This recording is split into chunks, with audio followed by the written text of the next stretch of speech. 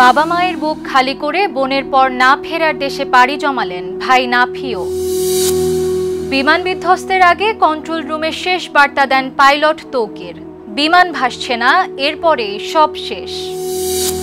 Milestone ট্র্যাজেডিতে আদরের ভাগ্নি আনিশাকে হারিয়ে পাগল প্রায় মামা। একদিন ছুটি হবে, অনেক দূরে যাব, সেই ছুটির ঘন্টা বাজার আগেই জীবনের ছুটি নিয়ে নিল মাইলস্টোনের শিক্ষার্থীরা। আইসিইউতে শুয়ে স্বামীর হাত নিজের বুকের সঙ্গে চেপে ধরে শিক্ষিকা মাহেরিনের শেষ কথা। মাইলস্টোন ট্র্যাজেডিতে গভীরভাবে শোকাহত মাই টিভি পরিবার। মাইলস্টোন ট্র্যাজেডির বিশেষ সংবাদের সাথে আছি আমি আমাতুল আজিজ উর্মি। এতক্ষণ দেখছিলেন শিরোনাম, এবারে বিস্তারিত সংবাদ। সানবিট সব দিবে সামাল। সানবিট ম্যাজিক প্রেস ডিশওয়াশিং এর মাথা ঘোরানো সলিউশন। মাইলস্টোন ট্র্যাজেডিতে দগ্ধ বড় বোনের মৃত্যুর একদিন পর 9 বছর বয়সী ভাই নাফিও মৃত্যুর কোলে ঢলে পড়ল। দুই ভাই বোনের একই ঘটনায় প্রয়াণে শোকস্তব্ধ পরিবার ও গোটা জয়নগর। দগ্ধ বড় বোনের মৃত্যুর একদিন পরেই মৃত্যুর কোলে ঢলে পড়ল 9 বছরের নাফি। ঢাকা মহানগরের মাইলস্টোন স্কুল অ্যান্ড কলেজে বাংলাদেশ বিমান বাহিনীর প্রশিক্ষণ যুদ্ধ বিমান বিধ্বস্তের মর্মান্তিক ঘটনায় প্রাণ গেল আরও এক শিশুর। আগুনে গুরুতর দগ্ধ 9 বছরের শিশু আরিয়ান আশরাফ নাফি 23 জুলাই দিবাগত রাত 12টা 15 মিনিটে ঢামেকের বার্ন ইনস্টিটিউটের আইসিইউতে চিকিৎসাধীন অবস্থায় শেষ নিঃশ্বাস ত্যাগ করে। এর একদিন আগেই মারা যায় তার বড় বোন নাজিয়া তাবাসসুম নিঝুম 6ষ্ঠ শ্রেণীতে, আর নাফি ছিল 3য় শ্রেণীর শিক্ষার্থী। তাদের বাসার রাজধানীর কামারপাড়ায় হলেও মূল বাড়ি ভোলার দৌলত খানের জয়নগর গ্রামে। পিতা আশরাফুল ইসলাম নীরব সন্তানদের নিয়ে ঢাকায় বসবাস করতেন। জাতীয় বার্ন প্লাস্টিক সার্জারি ইনস্টিটিউটের আবাসিক সার্জন ডাক্তার শাওন বিন রহমান জানিয়েছেন, নাফির শরীরের 95%ই দগ্ধ হয়েছিল। এই মৃত্যু শুধু পরিসংখ্যান নয়, এক পরিবারের দুটি কোমল প্রাণের একসাথে নিভে যাওয়ার হাহাকার। শিশু নিঝুম ও নাফির চলে যাওয়া যেন গোটা জাতিকে স্তব্ধ করে দিয়েছে। জয়নগরে এখন শুধু কান্নার রোল। হারানো দুই সন্তানকে নিয়ে শোকে বিহ্বল পরিবার। কবির চৌধুরী জয়, মাই টিভি। ফ্লাইট লেফটেন্যান্ট তৌকির ইসলামের প্রথম একক ফ্লাইটেই যুদ্ধবিমান বিধ্বস্ত হয়। শেষ বার্তায় বলেছিলেন, বিমান ভাসছে না। পেশাদারিত্ব নিয়ে শেষ মুহূর্ত পর্যন্ত বিমান নিয়ন্ত্রণের চেষ্টা করেছিলেন। বিস্তারিত রিপোর্টে। বিমান বিধ্বস্তের আগ মুহূর্তে কন্ট্রোল রুমে শেষ বার্তা দেন পাইলট তৌকির, বিমান ভাসছে না, এরপরেই সব শেষ। জীবনের প্রথম একক ফ্লাইটটি ছিল পাইলট তৌকিরের জীবনের শেষ ফ্লাইট। ঢাকার আকাশে ঘটে যাওয়া ভয়াবহ যুদ্ধবিমান দুর্ঘটনার আগে সাহসিকতার এক নিদর্শন রেখে গেছেন ফ্লাইট লেফটেন্যান্ট তৌকির ইসলাম সাগর। সোমবার দুপুরে রাজধানীর কুর্মিটোলা ঘাঁটি থেকে উড্ডয়ন করা একটি FT-7 যুদ্ধবিমান তার নিয়ন্ত্রণেই ছিল। এটি ছিল তার জীবনের প্রথম একক বা সোলো ফ্লাইট, যা বৈমানিক প্রশিক্ষণের চূড়ান্ত ও অত্যন্ত চ্যালেঞ্জিং ধাপ। উড্ডয়নের পর বিমানটি উত্তরা দিয়াবাড়ির আকাশ অতিক্রম করার সময় আচমকা নিয়ন্ত্রণ হারাতে থাকে। ঠিক সেই সময় পাইলট কন্ট্রোল রুমে জানান, বিমান ভাসছে না, মনে হচ্ছে নিচে পড়ছে। জরুরি পরিস্থিতিতে কন্ট্রোল রুম থেকে তৌকিরকে ইজেক্ট করার নির্দেশ দেওয়া হলো। পেশাদারিত্ব ও দায়বদ্ধতা থেকে তিনি শেষ মুহূর্ত পর্যন্ত বিমানটিকে নিয়ন্ত্রণে আনার আপ্রাণ চেষ্টা চালিয়ে যান। কয়েক সেকেন্ডের ব্যবধানে কন্ট্রোল রুমের সঙ্গে তার যোগাযোগ বিচ্ছিন্ন হয়ে যায়। প্রায় 1 থেকে 1.5 মিনিটের মধ্যেই যুদ্ধবিমানটি মাইলস্টোন স্কুল অ্যান্ড কলেজ ভবনে বিধ্বস্ত হয়। তার আত্মত্যাগে প্রমাণিত হয় বিপদের মুহূর্তেও দায়িত্বশীল একজন পাইলট কিভাবে সর্বোচ্চ চেষ্টা করেন জানমাল রক্ষা করার জন্য। বিমান বাহিনীর সাবেক কর্মকর্তারা জানান, তৌকির ছিলেন দক্ষ, আত্মবিশ্বাসী, প্রতিশ্রুতিশীল এক বৈমানিক, যার প্রথম সলো ফ্লাইটেই লেখা হলো এক মর্মস্পর্শী অধ্যায়। কবির চৌধুরী জয়, মাই টিভি, ঢাকা। মামা বারবার ডাকছেন তার আদরের ভাগ্নি আনিশাকে, যে আর ফিরবে না। ছোট্ট হাতগুলো আজ নিথর, আর হাসির ঘর ভরা স্মৃতি বুকে রেখে কাঁদছেন মামা। শোকস্তব্ধ এক হৃদয়। বিস্তারিত রিপোর্টে। তুমি একবার ডাক শোনো। আনিশা আমার কলিজা, ও আমার কলিজা, একটাবার ডাক শোন, শুধু একটাবার মামার ডাক শোন। আনিশা, অঞ্জু, আমার কলিজা, ও কলিজা, তুমি একবার ডাক শোনো। আমার কোলে একবার আসবি না মা? ও মা, আসবি না তুই আমার কোলে? একবার ডাক শোনো মামার কোলে একবার আসবা না? আমার টিয়া পাখি, আমার পুতুল, একবার উত্তর নাও। আনিশা, ও পাখু, আমার টিয়া পাখি, আমার পুতুল। এভাবে আদরের ভাগ্নিকে কান্নাজড়িত কণ্ঠে ডাকছিলেন মামা। অঞ্জু, অঞ্জু।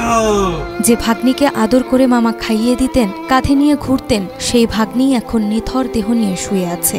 ছোট্ট যে হাত দুটো সবসময় মামার হাত জড়িয়ে রাখত, সেই হাত আজ শতটা কেউ উঠছে না। কেউ বলছে না, চলো মামা আজ আমরা রিকশায় ঘুরব, কিংবা মামা তাড়াতাড়ি চলো আমার স্কুলের দেরি হয়ে যাচ্ছে। আদরের ভাগ্নি আনিশাকে একবার আদর করার জন্য বারবার গাড়িতে চুমু খাচ্ছেন মামা। বিলাপ করে বলছেন, এই আদর আমার মায়ের কপালে পৌঁছে যাবে। কখনো বা কাঁদতে কাঁদতে বলছেন, আমাকে নিয়ে আমার মাকে কেন রেখে গেলে না। একমাত্র ভাগ্নিকে হারিয়ে শোকে স্তব্ধ এই মামার বুকে আর কখনোই ফিরবে না আনিশা, তার আদরের আনশু। নাজমা, মাই টিভি। একদিন ছুটি হবে, অনেক দূরে যাব। সেই ছুটির ঘন্টা বাজার আগে জীবনের ছুটি নিয়ে নিল মাইলস্টোনের শিক্ষার্থীরা। 21 জুলাইয়ের দুর্ঘটনায় হারানো শিশুরা আজ নীল আকাশ পেরিয়ে চলে গেছে, যেখান থেকে আর ফিরবে না। তাদের হারিয়ে যাওয়া স্বপ্ন, হাসি আর ভালোবাসা শুধু বাবা মায়ের আহাজারিতে বেঁচে আছে। বিস্তারিত জানব রিপোর্টে। একদিন ছুটি হবে, অনেক দূরে যাব। নীল আকাশে সবুজ ঘাসে খুশিতে হারাবো। হাসি খুশি প্রাণগুলো এভাবেই আজীবনের ছুটি নিয়ে চলে গেল অনেক দূরে নীল আকাশ পেরিয়ে সাত আসমানের সৃষ্টিকর্তার কাছে, যেখান থেকে আর কখনোই কেউ ফিরে আসে না। 21 জুলাই মাইলস্টোন স্কুল অ্যান্ড কলেজে বিমান বিধ্বস্তের দিন সকালেই হয়তো এই শিশুরা বন্ধুদের সাথে আলোচনা করেছিল, এবার স্কুল ছুটি হলে কোথায় যাবে। নানুবাড়ি, দাদুবাড়ি, বাবা মায়ের সাথে পাহাড় কিংবা সমুদ্র। আগামী বছরের ঈদ, পূজা কিংবা পহেলা বৈশাখে কেমন পোশাক পরবে তা নিয়েও হয়তো বন্ধুদের মধ্যে কথা হয়েছিল। টিফিনের ফাঁকে একে অপরের সাথে খাবার হয়তো তারা ভাগাভাগি করেছিল। দুষ্টু মিষ্টি অজুহাতে শিক্ষককে হয়তো বলেছিল, আজ হোমওয়ার্কের খাতা আনতে ভুলে গিয়েছি। কত কিছুই হয়তো তারা করেছিল, যা একটি শিশু শৈশবে দুরন্ত পড়াই করে থাকে। একদিন হয়তো স্কুলের ঘণ্টা পুনরায় বাজবে। ক্লাস শুরুর আগেই সমবেত হয়ে জাতীয় সঙ্গীত, শপথ, নিয়ম অনুসারে সবকিছুই হবে।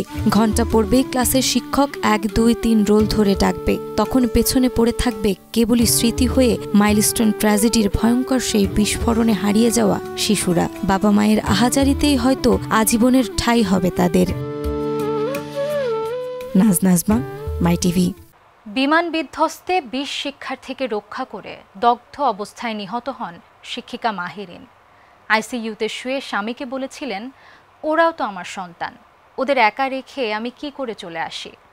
আইসিইউতে শুয়ে স্বামীর হাত নিজের বুকের সঙ্গে চেপে ধরে শেষ কথা বলে বিদায় নেন সেই শিক্ষিকা।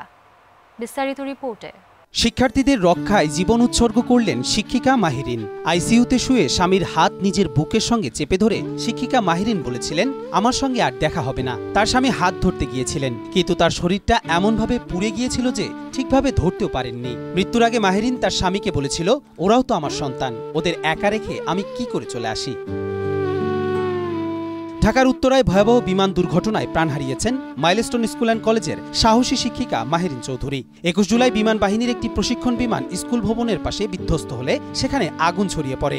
আগুনের লেলিহান শিখার মধ্যেও শিক্ষার্থীদের জীবন বাঁচাতে ঝাঁপিয়ে পড়েন এই শিক্ষিকা। একে একে অন্তত 20 জন শিক্ষার্থীকে বাইরে এনে রক্ষা করলেও আরও কয়েকজনকে উদ্ধারে গিয়ে আর ফেরা হয়নি তার। দগ্ধ অবস্থায় হাসপাতালে ভর্তি করা হলে রাতেই আইসিইউতে মৃত্যু হয় এই সাহসিনী শিক্ষিকার।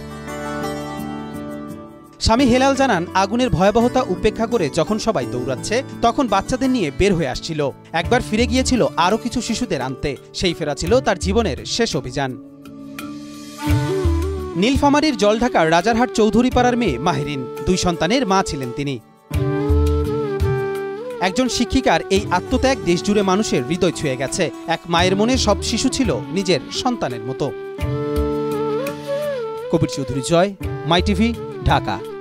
বড় হয়ে ডাক্তার হওয়ার স্বপ্ন ছিল 9 বছরের ফাতেমার, কিন্তু মাইলস্টোন ট্র্যাজেডি সব নিয়ে নিল, বই, খাতা, সাদা অ্যাপ্রন আর জীবন।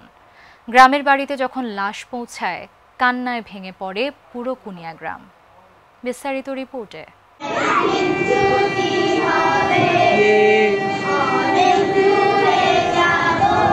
বড় হয়ে আমি ডাক্তার হব, আব্বু আম্মু সবাইকে সুস্থ করে দেব। কিন্তু বড় হয়ে ডাক্তার হওয়ার আগেই মাত্র 9 বছর বয়সে চিরবিদায় নিল ফাতেমা।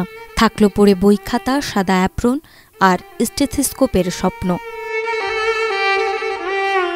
উত্তরার মাইলস্টোন স্কুল অ্যান্ড কলেজে বিমান বিধ্বস্তের ঘটনায় নিহত হয় শিশু ফাতেমা আক্তার।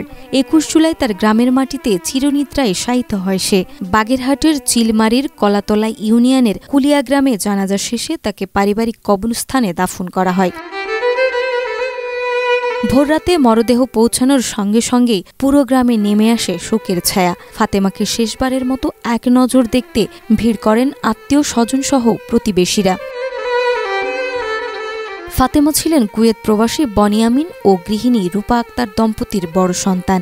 3 ভাই বোনের মধ্যে সবচেয়ে আদরের। ঢাকায় মা রূপার সঙ্গে থাকতেন ফাতেমা। ফাতেমার চাচা নিজে উদ্ধার কাজে যোগ দিয়েছিলেন, কিন্তু তখনও তিনি জানতেন না তার আদরের ভাতিজি ফাতেমা ওই আগুনেই পুড়ছে। পরে হাসপাতালে গিয়ে লাশ দেখতে পেয়ে ভেঙে পড়েন তিনি। সংবাদ পাঠানো হয় বাড়িতে। এই ঘটনায় অনেকেই আহত হয়েছেন অনেকেই নিহত। গঠন করা হয়েছে তদন্ত কমিটি। তবে ফাতেমার স্বপ্ন আর ফিরবে না। আগুন নিভলেও পুড়ে ছাই হয়ে গেছে একটি সম্ভাবনাময় জীবনের গল্প।